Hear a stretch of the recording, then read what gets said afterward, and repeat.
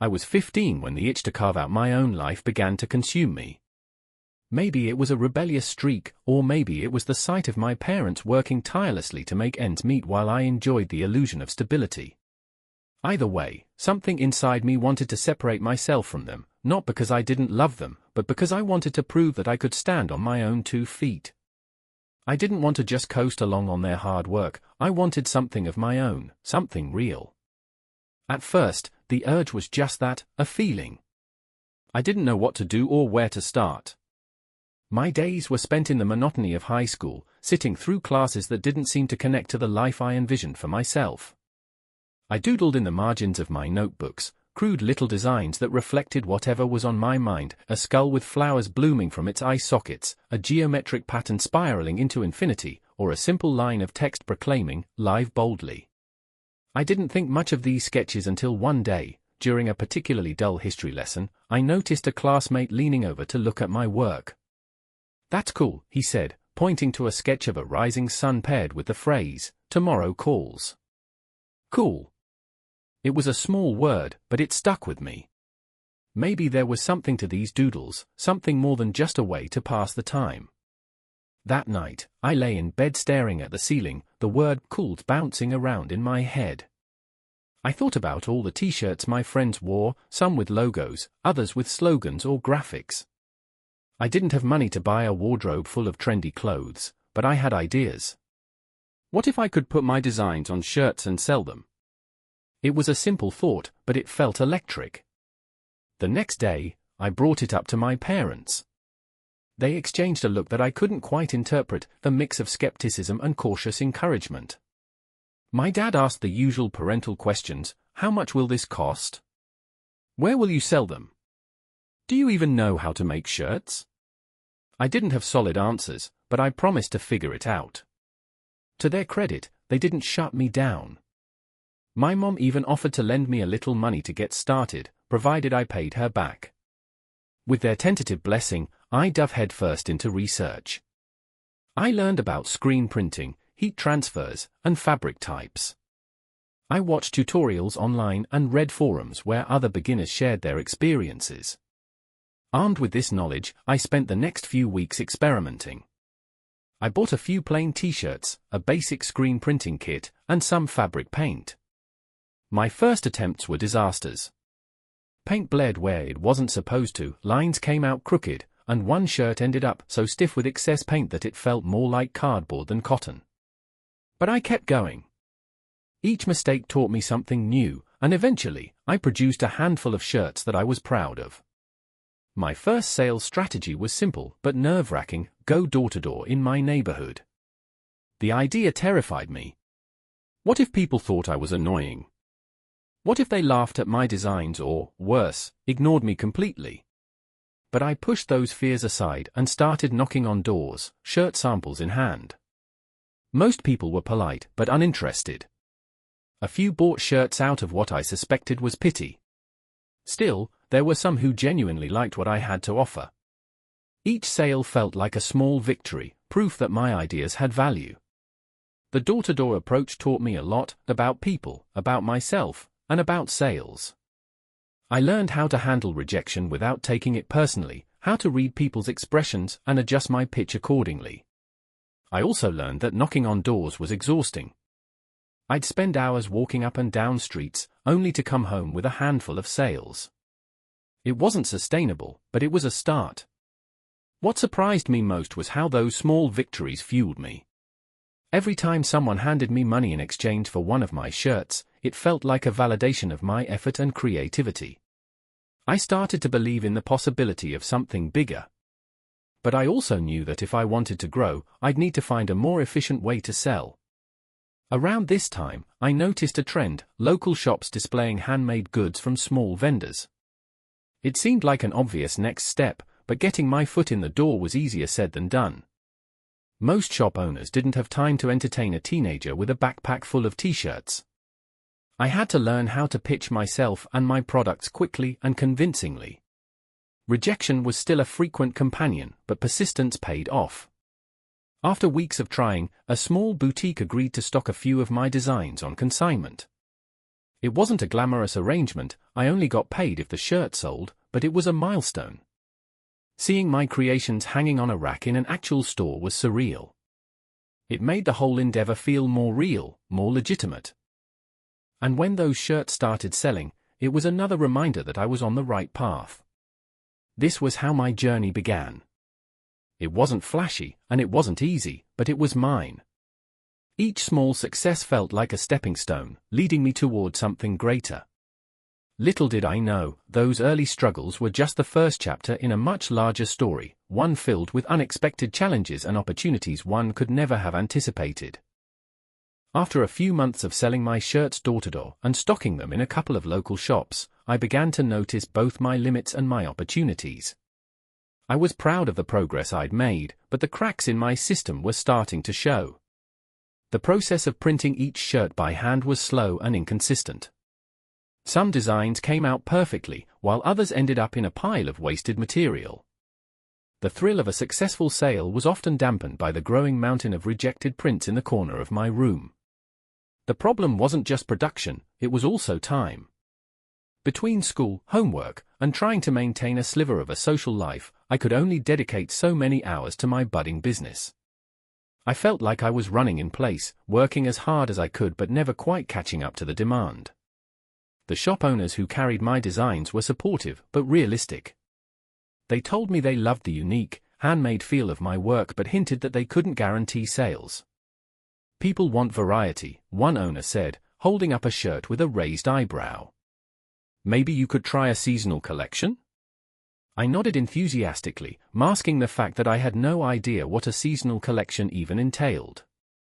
I left the shop with a notepad full of suggestions and a nagging sense of inadequacy. That night, I stared at my designs spread across the table. The thought of scaling up seemed overwhelming. How could I possibly produce more shirts, offer variety, and keep up with trends when I could barely keep up with my current workload? The answer, it turned out, lay in collaboration. A friend of mine, Matt, was a part-time graphic designer who'd always been supportive of my ideas. He offered to help digitize some of my designs, a process I hadn't considered before. Up until that point, every shirt I made had been a direct result of my hands, paintbrushes, and silk screen kit. The idea of using digital tools to create my art felt almost like cheating, but desperation trumped pride. Matt's work was transformative. He took my raw, imperfect sketches and refined them into clean, polished graphics. Not only did they look professional, but they could also be printed faster and more efficiently. Together, we experimented with different styles, colors, and sizes, building a small but cohesive collection of designs. This partnership wasn't just practical, it was inspiring. For the first time, I felt like I wasn't alone in this venture. With a more streamlined production process, I began to approach additional shops.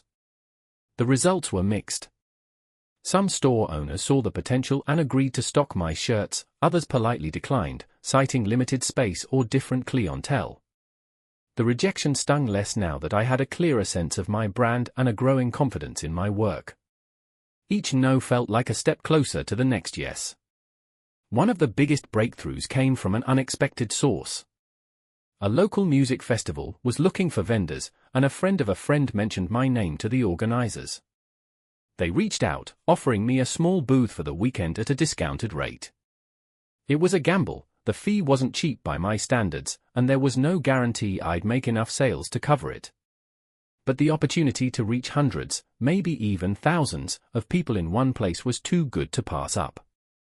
The festival was a chaotic, exhilarating whirlwind.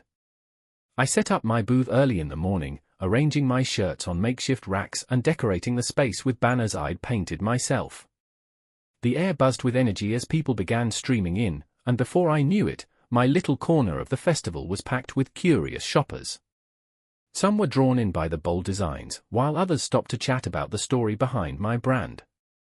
I shared snippets of my journey with anyone who would listen, hoping my passion would resonate with them. By the end of the weekend, I'd sold more shirts than I could have imagined. The experience was both validating and eye-opening.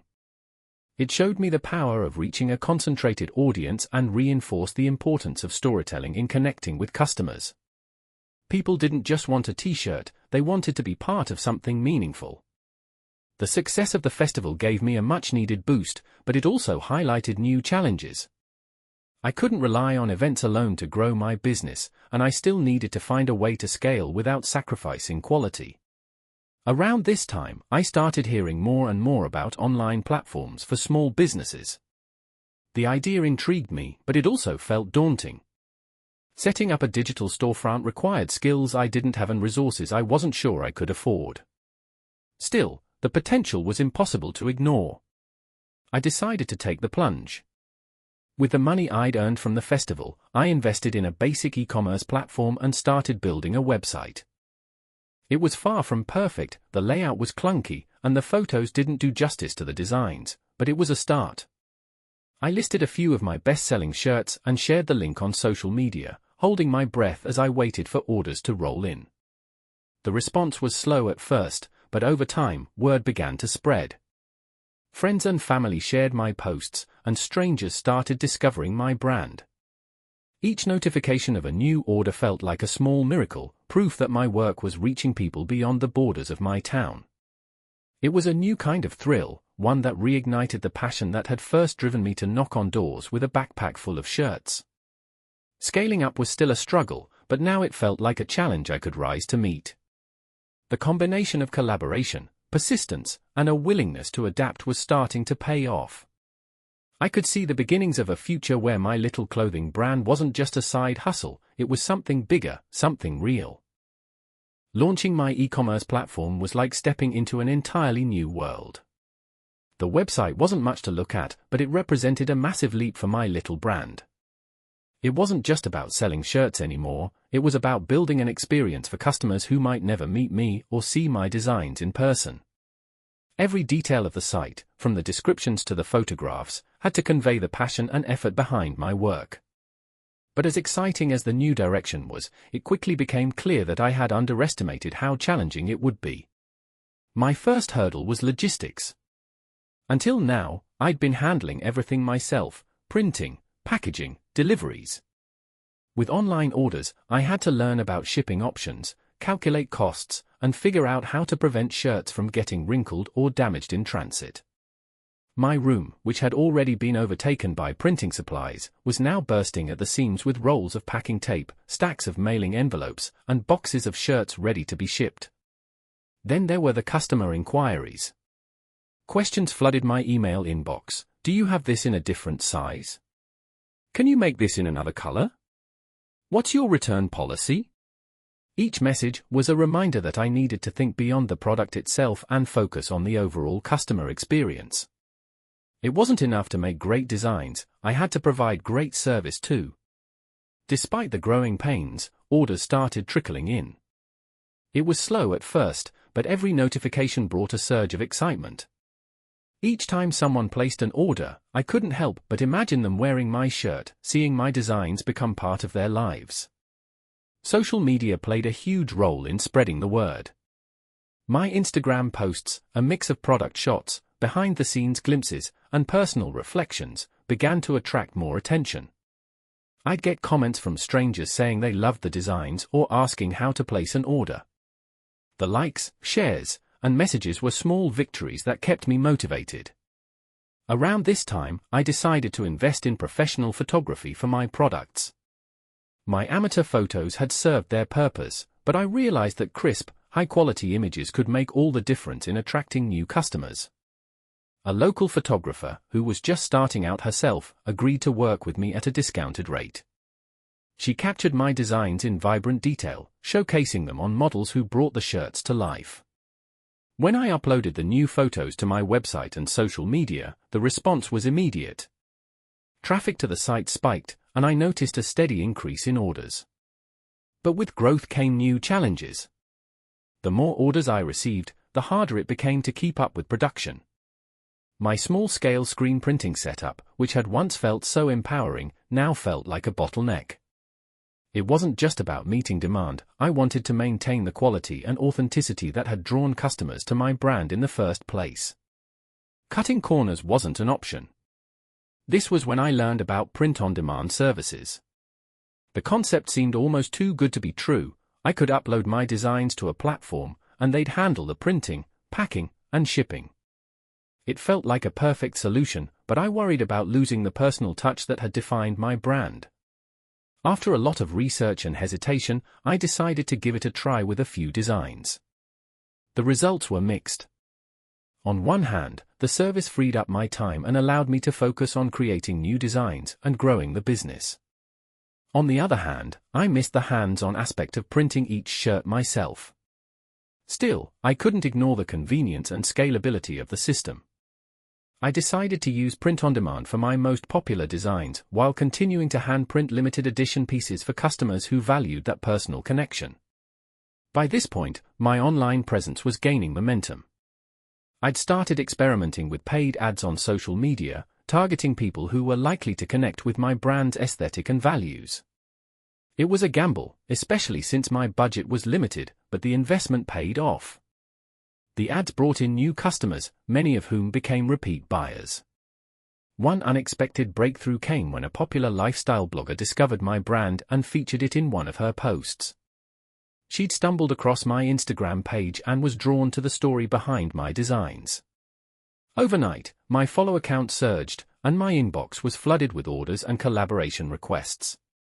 It was surreal to see my little brand gaining traction beyond my immediate circle. As the business grew, so did my ambitions.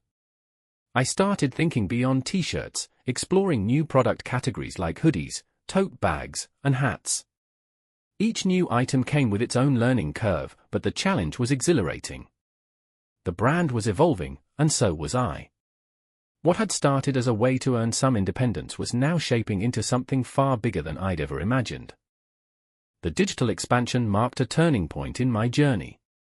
It wasn't just about reaching more customers, it was about refining my vision and building something that felt sustainable.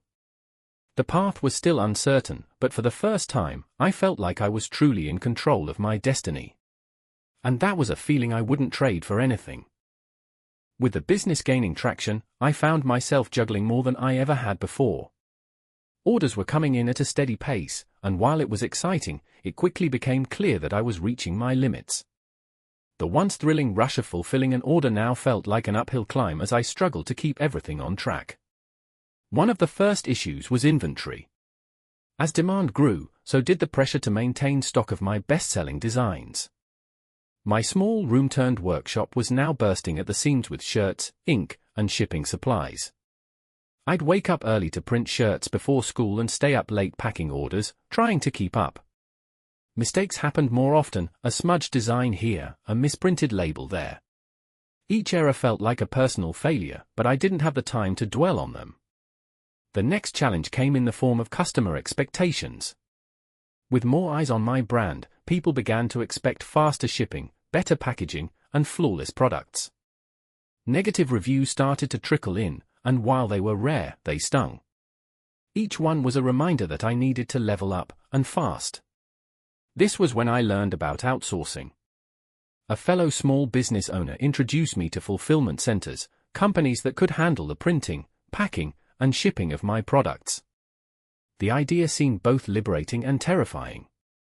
On one hand, it would free me from the endless cycle of manual labor and allow me to focus on designing and growing the brand. On the other hand, it felt like giving up control over something deeply personal.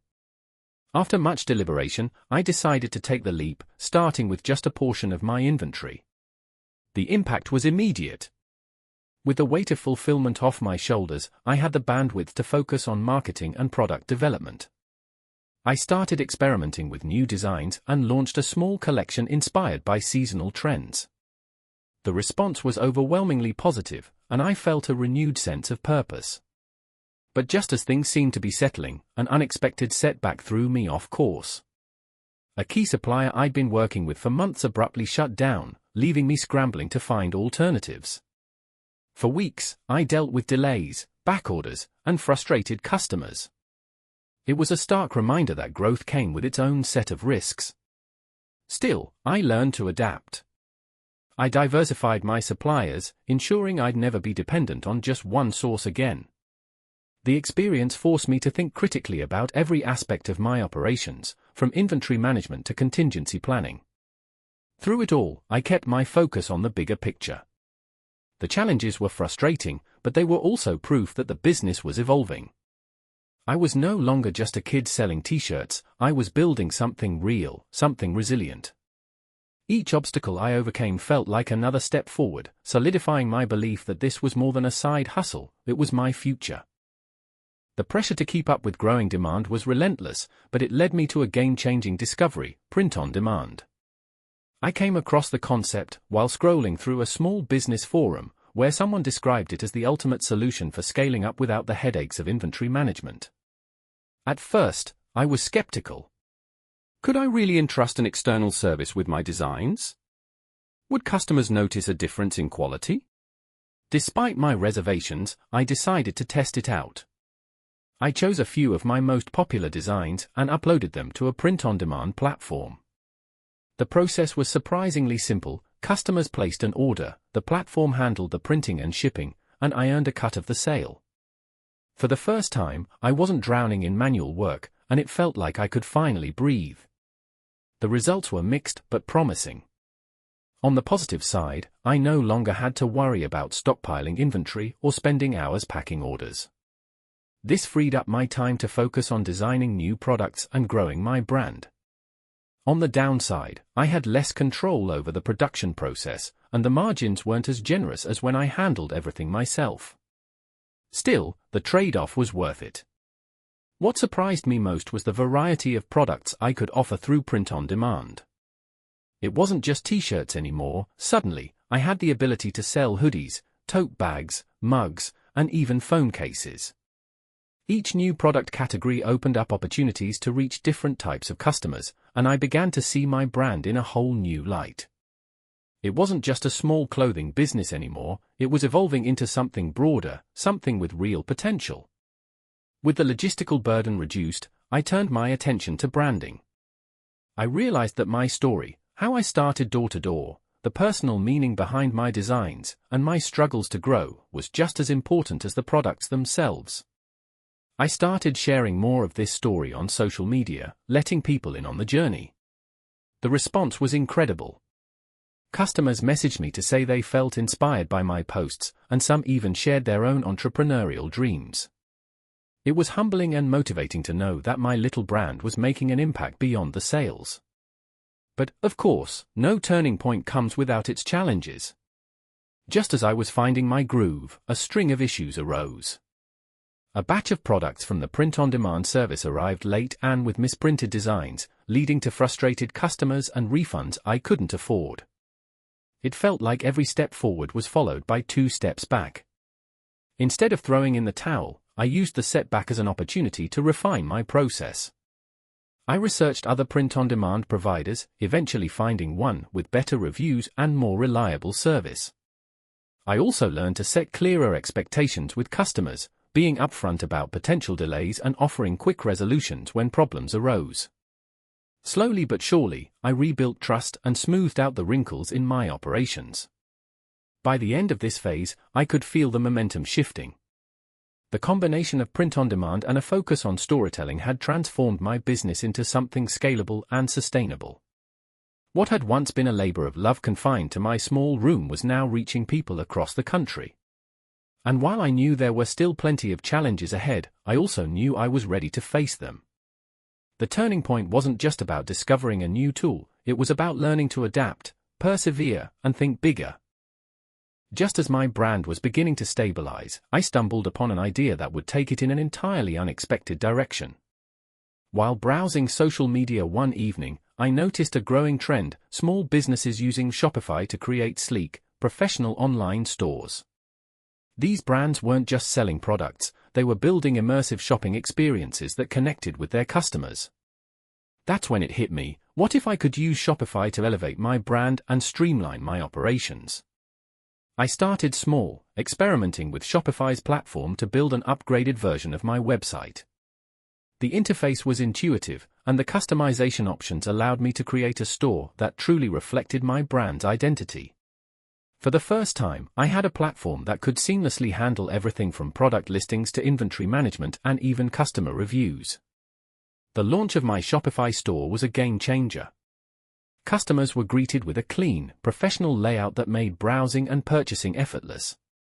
I integrated features like email notifications for orders and a secure checkout system, which boosted customer confidence and increased sales. Within weeks, I began to notice a steady rise in traffic and conversions. Encouraged by this success, I dove deeper into Shopify's ecosystem. I experimented with different apps that helped me optimize my store, like tools for upselling, customer loyalty programs, and analytics to track performance. These insights allowed me to make data-driven decisions, like focusing on my best-selling designs and phasing out less popular ones.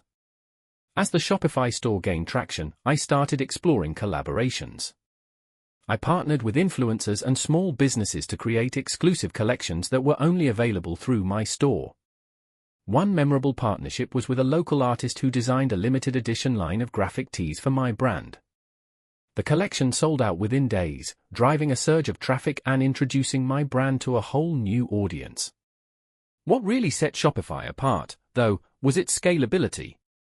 As my customer base grew, the platform's robust tools made it easy to manage the increased demand. I didn't have to worry about technical glitches or outgrowing the system, everything just worked. This reliability gave me the confidence to focus on expanding my product range and refining my marketing strategies. However, the transition wasn't without its challenges. Setting up the Shopify store required an upfront investment of time and resources, and there were moments when I doubted whether it would pay off. I also had to adapt to the learning curve of using new tools and integrating them into my workflow. But with each hurdle I overcame, the benefits became more apparent. The Shopify connection marked a turning point in my journey. It wasn't just about having a better website, it was about creating a seamless experience for my customers and unlocking the potential for my brand to grow sustainably. For the first time, I felt like my business wasn't just keeping up, it was thriving. The possibilities felt endless, and I knew this was just the beginning of a new chapter for my brand. After the success of my Shopify store, I felt an exhilarating momentum. The platform had opened up new possibilities, but I knew that sustaining growth required more than just a great storefront. I needed a strategy, a clear roadmap to turn my fledgling operation into a thriving brand. The first step was refining my product lineup. While the breadth of designs and product types was exciting, I realized that offering too many options could overwhelm both customers and my ability to manage inventory. I analyzed sales data from Shopify's analytics tools and identified my top-performing products. Based on this, I decided to double down on my most popular designs while phasing out the less successful ones. This not only streamlined operations but also allowed me to focus on creating new collections with a clear direction. Next, I turned my attention to marketing. Up until this point, most of my sales had come through organic traffic and word of mouth, but I knew I couldn't rely on that alone. I started experimenting with targeted advertising on social media platforms. Using Shopify's built-in integrations with Facebook and Instagram, I set up ad campaigns that highlighted my best sellers and told the story of my brand. The results were immediate and encouraging. Traffic to my store spiked, and I started seeing orders from customers across the country, people who had never heard of my brand before. One of the biggest game changers was email marketing. I implemented an app that allowed me to send automated emails to customers who abandoned their carts or hadn't shopped in a while. These gentle reminders, paired with exclusive discount codes, brought many of them back to complete their purchases. I also started a monthly newsletter to share updates, new products, and behind-the-scenes content. It was a way to build a deeper connection with my customers, and it worked. As sales grew, so did the demands on my time and resources. I quickly realized that I couldn't handle everything on my own. Hiring help was a daunting step, but it was necessary. I brought on a part-time assistant to manage customer service and order fulfillment. This freed me up to focus on design, strategy, and marketing. For the first time, I felt like a real entrepreneur, leading a team, however small, toward a shared vision. Scaling also meant re-evaluating my production process. While print-on-demand had been a lifesaver in the early days, I started exploring ways to bring some of the production back under my control. By investing in more advanced equipment and working with a reliable local printer, I struck a balance between efficiency and quality. This hybrid approach allowed me to offer limited edition items with a personal touch while keeping up with demand for my bestsellers. But growth wasn't without its challenges. With more visibility came higher expectations. A few shipping delays and product defects led to negative reviews that stung more than I'd anticipated. I took each one as a lesson, tightening my quality control and communicating more proactively with customers. Transparency became a cornerstone of my brand. If there was an issue, I owned it and made it right. Despite the hurdles, the experience of scaling was transformative. It forced me to think bigger and more strategically. My brand was no longer just a passion project, it was becoming a legitimate business with a growing reputation. Each step forward felt like a validation of the choices I'd made and the risks I'd taken. By the end of this phase, my brand was thriving in ways I hadn't dared to imagine. Shopify had been the catalyst, but it was the combination of strategy, hard work, and adaptability that kept the momentum going. I wasn't just selling products anymore, I was building something that could last. With my brand steadily growing, I began to focus on expanding my reach beyond the channels I had already established.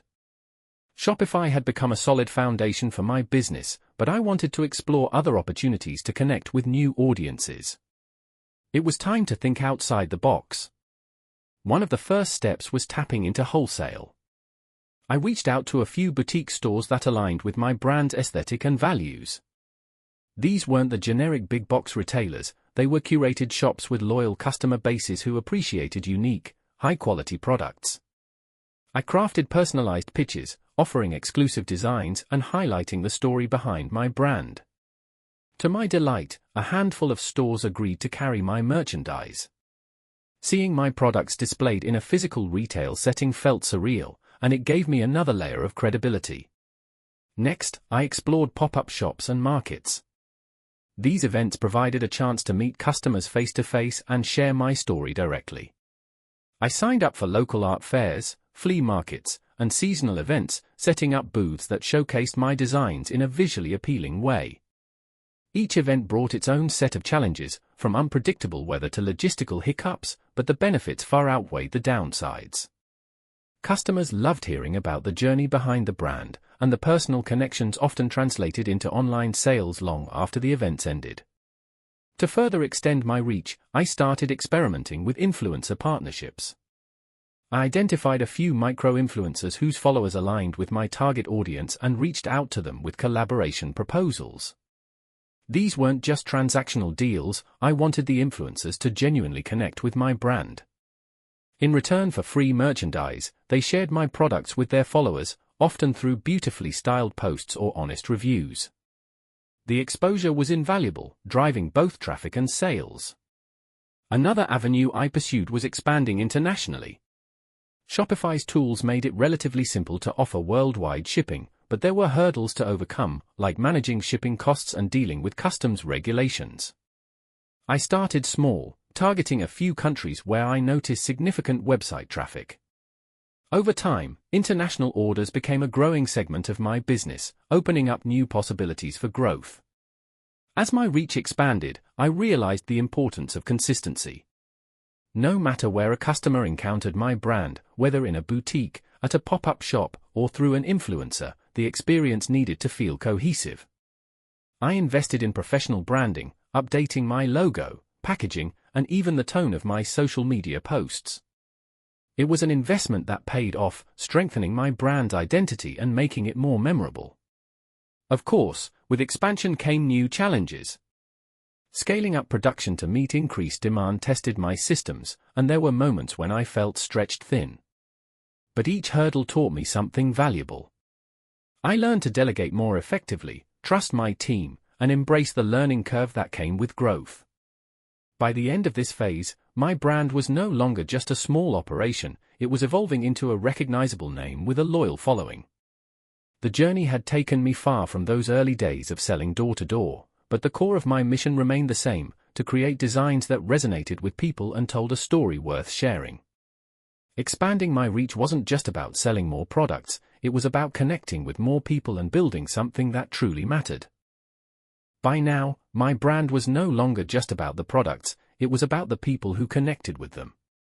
I realized that the next step in my journey wasn't just about scaling sales or expanding into new markets, it was about building a loyal community around my brand. The more I engaged with my customers, the more I understood that they weren't just buyers, they were supporters, advocates, and collaborators. The first step in building this community was creating a space where people could connect. I launched a private Facebook group for customers and followers, a space where they could share their own photos, suggest new designs, and talk about what they loved, or even didn't love, about the brand. This wasn't just about marketing, it was about fostering genuine relationships. I made it a point to be active in the group, replying to comments, asking for feedback, and sharing behind-the-scenes glimpses of the design process.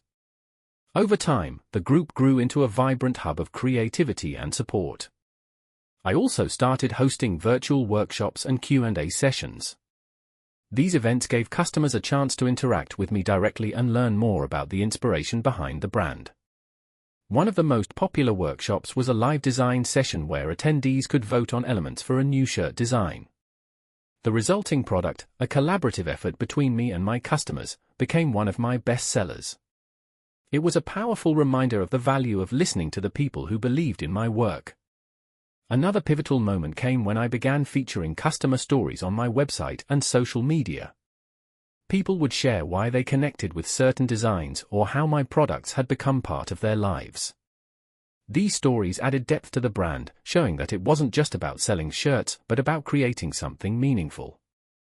Customers loved seeing their stories featured, and it encouraged others to share their own experiences. Community building also extended to collaborations. I partnered with a non-profit organization to create a limited edition collection, with a portion of the proceeds going to support their cause. The response was overwhelming, not just in terms of sales, but in the way people rallied around the initiative. It showed me the power of using my brand as a platform for good and reinforced my belief that success wasn't just about profits, it was about impact. However, building a community came with its own set of challenges. Engaging with customers on such a personal level meant opening myself up to criticism. While most feedback was constructive, there were moments when negative comments felt disheartening. It was a lesson in resilience, to listen, learn, and adapt without losing sight of my vision. I also had to find a balance between community building and managing the operational demands of the business. It was a constant juggling act, but one that felt deeply rewarding. By the end of this phase, I could see the tangible and intangible results of focusing on community. Sales continued to grow, but more importantly, the brand had developed a soul. It was no longer just a business, it was a shared journey, a space where creativity, connection, and purpose thrived. Building a community wasn't just a step in the process, it was the heart of everything I wanted my brand to be. Reaching this point in my journey felt surreal. The brand had grown far beyond what I'd imagined when I started selling shirts door to door. It wasn't just a business anymore, it was a living, breathing entity shaped by the creativity, support, and passion of the people who believed in it. Yet, I knew that this wasn't the end of the story, it was the beginning of a new chapter. One of my biggest realizations was that success wasn't just about numbers. Sure, sales and growth metrics mattered, but what truly fueled my drive was the impact my brand had on others. The community we had built was thriving, and I wanted to make sure that its spirit endured. To do that, I started looking at ways to give back and leave a lasting legacy. I began by formalizing my collaborations with non-profit organizations. The limited edition collections had been successful, but I wanted to create a more sustainable model. I partnered with a local charity that focused on supporting young artists, donating a portion of every sale to their programs. We even launched a mentorship initiative where I worked with aspiring designers, helping them create their first collections. Seeing their excitement and growth reminded me of my own early days and reignited my passion for what I was doing. Another focus was sustainability. I knew that as the brand grew, so did its environmental footprint. I started researching eco-friendly materials and production methods, working with suppliers who shared my values. The transition wasn't easy or cheap, but it felt like the right thing to do. I launched a new line of sustainable products, complete with a program encouraging customers to recycle or donate old items rather than discarding them. The response was overwhelmingly positive, and it reinforced my belief that business could be a force for good. As the brand evolved, so did I. I realized that my role wasn't just to design or sell, but to inspire. I started sharing more of my journey at events, on social media, and even in a blog I launched through the Shopify store. People connected not just with the products, but with the values and vision behind them. It was humbling to see how my story resonated with others, especially aspiring entrepreneurs looking for the courage to start their own ventures. The biggest challenge at this stage was letting go. As the business grew, I found myself delegating more responsibilities to my team. At first, it was hard to relinquish control, but I quickly realized that the brand was stronger when it wasn't just about me. My team brought fresh ideas and perspectives, pushing the brand in directions I might never have considered. Together, we created a culture of innovation, inclusivity, and authenticity. Looking back, the journey was anything but straightforward. There were moments of doubt, frustration, and exhaustion, but each challenge taught me something invaluable. From knocking on doors with a backpack full of shirts to running a thriving online store and collaborating with artists and causes worldwide, the experience was transformative. As I stood in my studio one quiet evening, surrounded by sketches, samples, and memories of how far I'd come, I felt an overwhelming sense of gratitude. Gratitude for the people who believed in me, for the lessons learned through failure, and for the chance to turn a dream into reality. The brand story wasn't just mine anymore, it belonged to everyone who had been part of it. And as I thought about the future, I knew one thing for sure: the best chapters were still ahead, waiting to be written.